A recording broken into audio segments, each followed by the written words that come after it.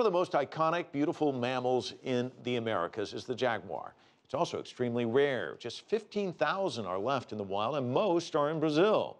CCTV's Stephen Gibbs went to the Brazilian state of Goias to show us how these solitary hunters are adapting to a changing environment.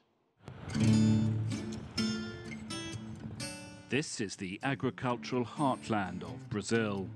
Mile upon mile of sugarcane and soya and little else.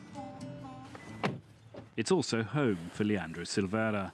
He's a wildlife biologist, and this is one of the best places there is to observe the most powerful cat in the world, the jaguar.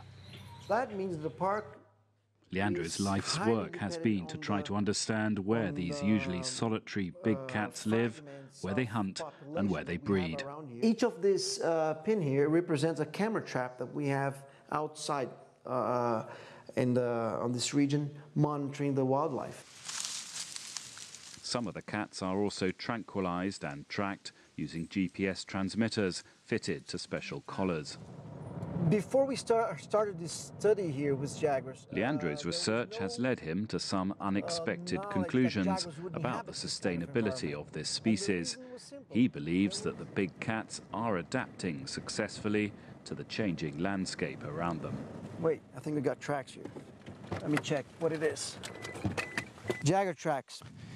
It's a cub that probably is still traveling with a mother. The tracks are crossing all this agricultural land. That in the end it's a good sign. It shows that they're losing their fear, they're adapting to it, and they are slowly incorporating it to their as a habitat. Back at Leandro's home, we take a closer look at two jaguars. If an orphan jaguar cub is discovered anywhere in the country, it's likely to be brought here. Que foi, Pantera? O que foi com você? Hã? The problem of rehabilitating and releasing cats is that when you hand raise them and they get used to you, when you release them, they don't fear people. After more than 2 decades of research, Leandro and his team have come to the perhaps surprising conclusion that endangered animals and agriculture can coexist, as long as the situation is very carefully managed. According to Brazilian law, 20% of developed agricultural land must be set aside to help protect the local wildlife. Highly automated crop farming and less cattle farming has led, almost by coincidence, to a relatively benign environment here for the big cats.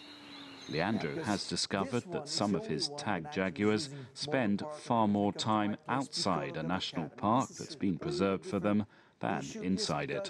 What her movement is showing, like on this week of data, is that she, of course, is using the natural vegetation, but she's also crossing the sugarcane. The sustainable future of the wild jaguar is not secure, but this rare big cat's proven ability to adapt to its surroundings does offer some hope that it will survive. Stephen Gibbs, CCTV, Goias, Brazil.